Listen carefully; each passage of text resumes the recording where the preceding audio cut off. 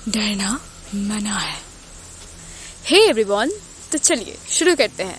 This is me Ritika Mukherjee. आज हम एक ऐसी मूवी के बारे में बात करेंगे जो मूवी आपको डरा देगा। इस दुनिया में ऐसी कुछ चीज़ है, ऐसे कई राज हैं जो हम देख नहीं सकते, बस महसूस कर सकते हैं। और इस दुनिया में ये जो बुरे आत्मा है, इसके पीछे भाग रहा है कुछ इंसान, और इन लोगों ने अपनी जिंदगी को दांव पे रखी है दूसरों की जिंदगी बचाने के लिए। Conjuring universe is not just a movie series, बल्कि ये तो एक डार्क चैप्टर है आपके विश्वास या आपके अंधविश्वास के बीच में फंसी हुई एक कहानी, जिनका राज आज तक किसी ने नहीं रिवील कर पाया। और इस मूवी की पूरे घटना की एकदम लीड कैरेक्टर है एड और लॉरेन वॉरेन। कंज्यूरिंग मूवी बनाई गई है सच्ची घटना के ऊपर बेस करके, इंस्पायर होके, इसीलिए रियल टाइमिंग में थोड़ा सा फर्क आपको नजर आएगा। तो आज हम कंज्यूरिंग मूवी के शुरू से लेकर आखिर तक पूरा घटना हम आज डिस्कस करेंगे। So please stay with us. Movie की शुरुआत में हमको दिखाया जाता है ईयर 1964, 20 अप्रैल। सो इस ईयर में हम एक कपल को देखते हैं, लॉर्ड वॉरेन कपल।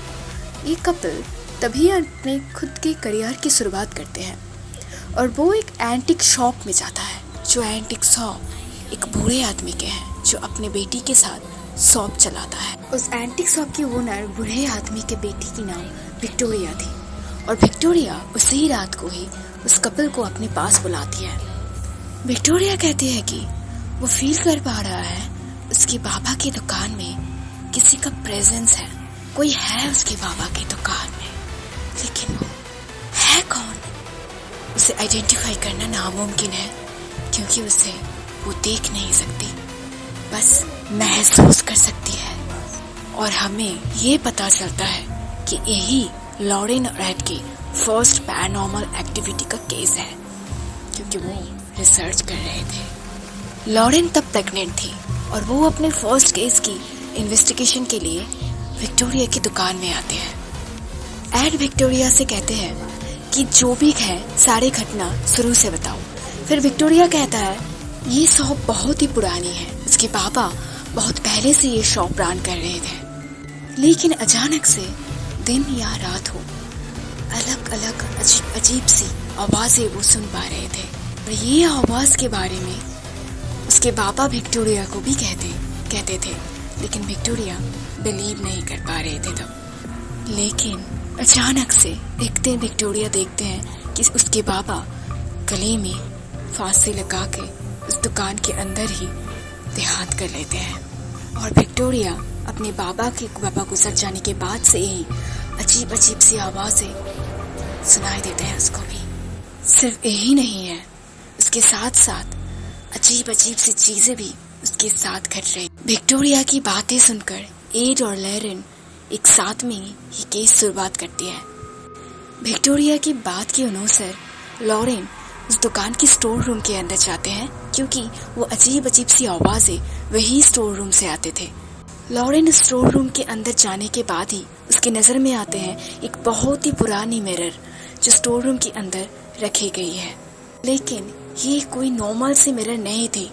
मिरर के ऊपर अजीब सी कुछ भयानक सी डिज़ाइन करी हुई थी, और मिरर के ऊपर में इंसान की तरह कुछ डिज़ाइन किए हुए थे, इंसान की सर की तरह। और ये मिरर देखने के बाद लॉरेन को ये समझ में आ जाती है कि इस मिरर में कुछ ना कुछ तो राज छुपी है, कुछ ना कुछ पैरानॉर्मल एक्टिविटीज इस मिरर के जरिए ही हो रहे हैं।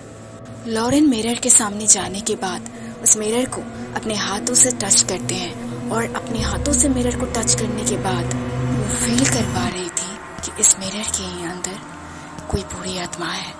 सिर्फ एक बुरी आत्मा ही नहीं, इस मिरर के अंदर एक भयंकर सी अशुभ शक्ति है।